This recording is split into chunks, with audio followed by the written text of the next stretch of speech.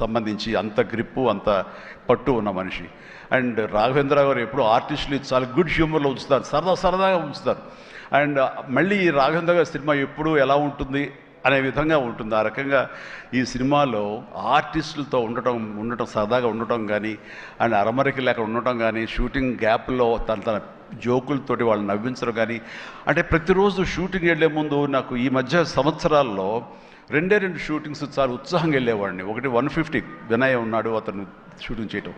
ఆ తర్వాత అంతే ఉత్సాహంతో నేను వాల్టర్ వేరేకి వెళ్ళినప్పుడు బాబీ సినిమా కూడా అతను అంత గుడ్ హ్యూమర్లో ఉంచుతాడు, సరదాగా ఉంటుంది. వాళ్ళతో పని చేయడం అనేది ఒక పిక్నిక్ లాగా అంత ఎంజాయ్ చేసింది నేను ఈ సినిమాకి, మనశంకర వరప్రసాద్కి.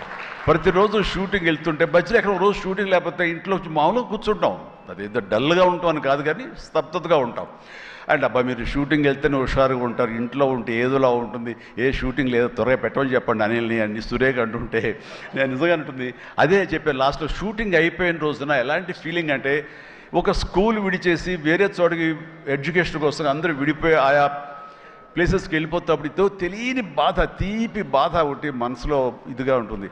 అలాంటిదే నేను గురయ్యాను ఈ సినిమాకి. అందులో లాస్ట్ డే ఎమోషన్ అయ్యి కూడా అందరి యూనిట్ అందరినీ పిలిచి దగ్గరికి తీసుకుని వాళ్ళకి నా కృతజ్ఞత చెప్పుకున్నాను. ఒక వండర్ఫుల్ ఎక్స్పీరియన్స్ ఈ సినిమా నేను చేయడం. అలాంటి ఎక్స్పీరియన్స్ ఇచ్చినటువంటి అనిల్ రావుపూడి రైటింగ్ టీమ్కి, అనిల్ రావుపూడి అసిస్టెంట్లకి, ఏడీలకి, అసోసియేట్స్, అలాగే మన సమీర్ రెడ్డి కెమెరా వాళ్ళ అసిస్టెంట్లు అందరూ ఒక కుటుంబంలాగా కలిసిపోయాం. దానికి తోడు ఇంకా సాహు గారి వైఫ్ ఎవరైతే దీన్ని సమర్పించారో అర్చన గారు కానీ, వీళ్ళందరూ ఇంట్లో బిడ్డలాగా మా సుష్మితో పాటు అమ్మాయి కలిసిపోయేలాగా వీళ్ళందరూ చాలా ఇది కలిపి ఒక ఫ్యామిలీ లాంటి ఫీలింగ్ వచ్చింది. నేను ఎప్పుడు ఒకటి నమ్ముతాను, నాకు కానీ రాఘవేంద్ర గారు కానీ, నాకు కానీ కేసీ రామారావు కానీ, ఇలా చాలామందితోటి ఫ్యామిలీ అన్న ఫీలింగ్ వచ్చి డైరెక్టర్లకి, ఆర్టిస్టులకి, నిర్మాతకి ఒక మంచి గుడ్ రిలేషన్ ఉండి గుడ్ ఎమోషన్ కనుక సినిమా ప్రాసెస్ అప్పుడు జరుగుతున్నప్పుడు ఉంటే కనుక దాని రిజల్ట్, దాని ఇంపాక్ట్ ఖచ్చితంగా సినిమా మీద ఉంటుంది. అది నేను అనుభవిస్తూ స్వయం అనుభూతో ఉన్నాను. అలాగే ఇందాక నేను చెప్పినవి కూడాను అన్ని సక్సెస్ఫుల్ సినిమాలే. మిగతా సినిమాలకు వచ్చిందంటే ఏదో వర్రీగా, ఏదో డౌట్గా, ఏదోలా ఉంటుంది. కాబట్టి నేను తప్పు నా మీదే వేసుకుంటాను కానీ ఒకళ్ళ మీద నెట్టను నేను, అది కానే కాదు. కానీ నాలో ఉండే జోష్ ఇంట్లో ప్రత్యక్షంగా చూశారు కాబట్టి, అలాగే ప్రత్యక్షంగా సినిమా సెట్స్లో వీళ్ళు చూస్తారు కాబట్టి నేను ఇది ధైర్యంగా చెప్పగలుగుతున్నాను. అందుకని ఏ సినిమా అయినా సరే కష్టపడే పని చేస్తాం, ఏ సినిమా అయినా సరే ఇష్టంతోనే పని చేస్తాం. కానీ కొన్ని సినిమాలు ఎగ్జైట్మెంట్ ఇస్తాయి, కొన్ని సినిమాల రిజల్ట్ అలాగే ఉంటుంది. అలాగే ఈ సినిమా ఇంత రిజల్ట్, ఇంత వెరీ గుడ్ విజయం మాకు లభించినందుకు, మాకు ఇచ్చినందుకు, దాంట్లో మధ్యలో ఒక వారధల్లాగా పనిచేస్తున్నటువంటి బయ్యర్లకి, డిస్ట్రిబ్యూటర్స్కి, ఎగ్జిబిటర్స్కి, ఈ కళకళలాడుతూ ఈ సంక్రాంతి ఇంత బాగా ఉందంటే అందులో ప్రధానమైన కారణం ఈ సినిమా. అందుకని ఈ సినిమాకు సంబంధించిన సంబంధం ఉన్న 50 మంది బయ్యర్లకి, వాళ్ళందరికీ కూడా నా హృదయపూర్వక ధన్యవాదాలు, అభినందనలు తెలియజేస్తాను. నేను ప్రీ రిలీజ్ ఫంక్షన్లో కోరుకున్నాను అన్ని సినిమాలు బాగా ఆడాలి, అన్ని సినిమాలు కళకళలాడుతుండాలి, థియేటర్లకి జనం రావాలి అని అన్నందుకు నేను ఆ కోరిక మన్నించి ఏదో 1 సినిమా 6 సినిమా కొంచెం అటు ఇటుగా ఉన్నా సరే దాదాపుగా అన్ని సినిమాలు ఈ సంక్రాంతిలో ప్రజలు ఆదరించారు, వాళ్ళన్నిటికీ సక్సెస్ కలగజేశారు. అవన్నీ కూడా మంచి ఆయా రేంజుల్లో వాళ్ళకి, ఆ హీరోలకి, ఆ నిర్మాతలకి, ఆ ప్రొడ్యూసర్లకి, డైరెక్టర్లకి వాళ్ళందరూ కూడా అలాగే ఈ సక్సెస్ దొరికేందుకు ఇది వెరీ గుడ్ సంక్రాంతి, జీవితంలో మర్చిపోలేని సంక్రాంతి. ముఖ్యంగా ఏంది వెంకీ సంక్రాంతి అంటే అదిరిపోద్ది సంక్రాంతి చూస్తావు అన్నట్లుగా అదే చూసాము, అదే అదిరిపోయింది సంక్రాంతి. Thank you.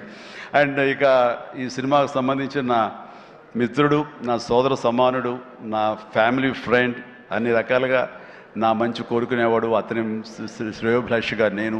అలాంటి వెంకీ ఈ సినిమాలో ఉండాలని కోరుకున్నది నేను, అది కోరుకున్నందుకు ఉండేలా చేసినటువంటి అనిల్కి, ఆ తర్వాత 4-5 రోజులు 7-8 రోజులు ఎన్ని రోజులు కానీ ప్రతిరోజు నవ్వులు సెట్లో తమాషాలు అసలు ఎంత అంటే అంత కాదు. అండ్ యంగ్స్టర్స్ ఫీల్ అవుతారు, టీనేజ్ బాయ్స్ అలా ఫీల్ అయిపోయి ఇద్దరం. ఆహా ఓ యా ఇదే అల్లరి ఇదే రకంగా ఉంటుండేది. అందుకని ఆ సినిమాలో అప్పటిదాకా ఏం ఉండదండి, చిరాగా ఉంటాడు. టేక్ అనగానే ఆ హుషారు ఎక్కడి నుంచి వస్తావు అంటే ఇలా అసలు అంతా ఇదే కాదు. అండ్ నా సాంగ్స్కి అతను డ్యాన్స్ చేయటం, అతని సాంగ్ నేను రిపీట్ చేయటం, ఇలాంటి కాన్సెప్ట్ పెట్టి ఇద్దరి మధ్య బ్యాలెన్స్ చేసి ఎవ్వరికి ఏ అసంతృప్తి లేకుండా చేసి well knitted film with 2 super stars, 2 big stars అన్న కలిసి తన తెలివితేటల్ని ప్రదర్శించుకున్నాడు అనిల్. రియల్గానే ఇతని డైరెక్షను, ఇతను కన్సీవ్ చేసినటువంటి ఆ సాంగ్, ఆ సీన్స్, ఇవన్నీ కూడాను, అది వెంకీ ఇంట్రో కానీ అవన్నీ చూస్తుంటే ఎంత ప్లాన్ చేశాడు, ఎంత బాగా ఆలోచించాడు అంటే అంత ఇంత కాదు. అండ్ అందుకని ఎంత పెద్ద యాక్టర్లతోనే సరే, ఎంత పెద్ద సినిమాని సరే హ్యాండిల్ చేసే అంత క్యాపబిలిటీస్ ఉన్నటువంటి ఫ్యూచర్, మన Telugu industry future Anil Ravipudi. And Anil Ravipudi నాతో సినిమా మళ్ళీ చేస్తావా లేదా అది నీ ఇష్టం, అది ఎందుకంటే కారు వచ్చేసింది ఇంకెందుకులే అనుకోవచ్చు, నువ్వు పని అయిపోయిందని. లేకపోతే చెప్పు హెలికాప్టర్ ఇస్తావు, చెప్పు మళ్ళీ చేస్తానంటావు. కాబట్టి అది కాదు కానీ నిజంగానే నాకైతే ఇమ్మీడియట్గా మరొక సక్సెస్, ఇంకో షూటింగ్ కావాలి, మరొక సినిమా కావాలి కాదు, కానీ ఈ సినిమా చేస్తున్నప్పుడు ఎక్స్పీరియన్స్ ఉంది, అది మాత్రం నిజంగా మళ్ళీ ఎంజాయ్ చేయాలని నేను కోరుకుంటున్నాను, వెంకీ లాంటి మనిషి కోరుకుంటున్నాడు. మరి ఎవరికి వస్తుందో ఛాన్స్, ఎలా వస్తుందో తెలియదు. ఇద్దరికి కలిపి వచ్చి ఫుల్ ఫెడ్జ్ సినిమాలు ఉంటే మాత్రం ఇద్దరిని చాలా చక్కగా బ్యాలెన్స్ చేయగలడు అన్న భరోసా, నమ్మకం ఇప్పుడు ఇండస్ట్రీకి, మాకు అందరికి ఇచ్చేశాడు. కాబట్టి definitely it has to happen when he only knows, nobody knows. And ఇక సుష్మిత ముందు సాహు గురించి చెప్పాలి. వెరీ కంపోజ్డ్ పర్సన్, నవ్వే గగనం అన్నట్లుగా అసలు నవ్వటం కూడా ఉండదు. ఏ మనిషి సీరియస్ మనిషి ఏమో అనుకుంటాను. హాయ్ గుడ్ మార్నింగ్ సాహు అంటే సార్ అంతే, హలో అంతే తప్ప మళ్ళీ రోజంతా ఏదో ఉంటుంది, మరీ ఏదో ఇంట్రెస్టింగ్ ఉంటుంది. అలాంటిది ఈ సినిమా ఫస్ట్ టైం రషెస్ చూసిన తర్వాత వచ్చి మాట్లాడాడు, తెగ మాట్లాడి కొట్టేస్తామండి. ఇంకా అసలు సినిమా మిగతా సినిమా చూడాల్సిన అవసరం లేదు, చాలా బాగుంది, థియేటర్లో చూసుకోవటమే అదిరిపోయింది అని అంటే అతను ఆ మాత్రం ఎక్స్ప్రెషన్ ఇవ్వటం అనేది చాలా పెద్ద విషయం అండి. అన్నాడంటే కనుక సినిమా అంత గ్రేట్ హిట్ అయిపోతుంది అని అన్నాడు. ఆ రోజే ఈ విజయం గురించి ముందుగా హింట్ ఇచ్చిన వ్యక్తి సాహు గారపాటి. అండ్ తన కంపోజ్డ్ నేచర్ కానివ్వండి, తను చిన్న వయసులోనే తీసిన సినిమాలు తక్కువైనా సరే వాటిని సమర్థవంతంగా వాటిని తెరపైన సెట్స్ పైన నడిపించిన విధానం కానివ్వండి, అటు ఎగ్జిబిట్ చేసిన విధానం కానివ్వండి, అది చాలా చాలా బాగుంది. అండ్ ఆర్టిస్టులు అందరినీ కూడా చాలా బాగా చూసుకున్నాడు. ముఖ్యంగా వాళ్ళ వైఫ్ అర్చన కూడా ఒక ఫ్యామిలీ లాగా కలిసిపోయింది అనమాట. And thank you so much. మళ్ళీ మళ్ళీ మళ్ళీ ఇంకోసారి కూడా చెప్పే అవకాశం ఇంకో స్టేజ్ మీద ఇస్తారనుకుంటున్నాను మీరంతా. Thank you so much. ఇక సుష్మిత విషయం నేను చెప్పాల్సి వస్తే, తను ఈ ఇండస్ట్రీలో తను రావాలి అని నిర్ణయించుకున్న తర్వాత ఫస్ట్ చెప్పింది రామ్ చరణ్కి, రా అని అక్క, నువ్వు డెఫినెట్లీ దిస్ గ్రేట్ ఇండస్ట్రీ, మనం ఇక్కడ అందరినీ మనం కనుక ఇది ఇక్కడ మనకి ఏం కావాలి, ఏ బ్రాంచ్లో మనం వెళ్ళాలి అని అంటే నాకు అదేం లేదు, సినిమా ఇండస్ట్రీ నేను రాణించగలను అనేది నాకు ఐడియా లేదు. ఫస్ట్ ఆఫ్ ఆల్ ఏదో ఎంటర్ అవ్వాలి అంటే ఓ పని నా కాస్ట్యూమ్స్ అవి చూసుకోండి. రంగస్థలంలో తన కాస్ట్యూమ్స్ గురించి, రంగస్థలంలో కాస్ట్యూమ్స్ ఏమున్నాయి పాప, ఏముంటాయి అంటే ఏదోనా సరే లుంగి కానీ అది కానీ ఆ గెటప్కి వస్తామని చెప్పి తను సుకుమార్ వాళ్ళందరి దీంట్లో డిజైన్ చేసుకుంటే చాలా రస్టిక్గా ఉండాలి, చాలా ఇదా ఉండాలి అంటారు.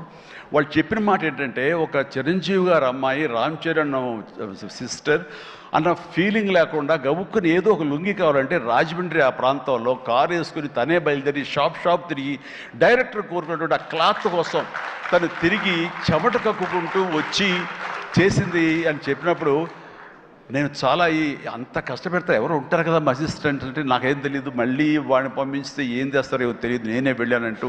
అదంటే కష్టానికి నెరవక నాన్న నుంచి కానీ తర్వాత తమ్ముడి నుంచి కానీ ఈ ఇండస్ట్రీలో రాణించాలంటే కష్టం ఒక్కటే పరమావధి, కష్టం ఒక్కటే నిజమైనటువంటి ఆయుధం, ఆ ఊతం అని తెలుసుకున్న మనిషిగా నాకు చాలా ఆనందం వచ్చింది. తను ఏవైనా ఇండస్ట్రీలో చేయగలదు, సాధించగలదు నమ్మకం. ఫస్ట్ టైం ఆ రాజమండ్రి వీధుల్లో తను ఎవరో మర్చిపోయి ఒక కాస్ట్యూమర్ లాగా పరిగెత్తిందంటే that is the best thing. నేను దాన్ని మనస్ఫూర్తిగా దాన్ని హర్షిస్తున్నాను, వెల్కమ్ చేస్తున్నాను. ఆ తర్వాత నేను సినిమాలు చేద్ది ప్రొడ్యూసర్గా రాణించాలని చేయాలనుకుంటున్నాను, నాకు ఇంట్రెస్ట్ కలుగుతుంది, ఇక్కడే సెటిల్ అవ్వాలనుకుంటే. ఇది వండర్ఫుల్ ఇండస్ట్రీ అమ్మా, ఇక్కడ నువ్వు రాణించాలి అంటే కనుక ఖచ్చితంగా నీకు అవకాశం ఉంటుంది. ఇది ఒక దీనిలాగా ఎంతమంది వచ్చినా సరే అంతమందికి ప్లేస్ ఉంటుంది. అది ఎవరు రాణిస్తారు ఎవరు రాణించరు అనేది మన వ్యక్తిగత కష్టాన్ని బట్టి మన యొక్క గోల్స్ని బట్టి ఉంటాయి ఇక్కడ. కాబట్టి ఇంకొక విషయం, ఇండస్ట్రీ, ఈ పరిశ్రమ, సినీ పరిశ్రమ అనేది అద్దం లాంటిది. మనం ఎలాగా ఉంటామో మన స్వభావం కానీ, మన ఆహార్యం కానీ, మన థాట్స్ కానీ, మన స్వభావ భావాలు కానీ, ఇవన్నీ మన వ్యక్తిత్వం కానీ ఎలా ఉంటుందో అలాగే మనకి రిజల్ట్ కనబడుతుంటుంది. ఆ అద్దం కూడా మనం అలాగే చూస్తుంది, ఇండస్ట్రీ కూడా అలాగే మనకి రిజల్ట్ ఇస్తుంటుంది. నీ వ్యక్తిత్వం బాగుండాలి, నీ అప్రోచ్ బాగుండాలి, నీ కష్టం బాగుండాలి, అంతకంత రిజల్ట్ ఇస్తానే ఉంటుంది ఇండస్ట్రీలో. దీన్ని కేర్లెస్గా ఉన్నా సరే, ఒక యాటిట్యూడ్ ఉన్నా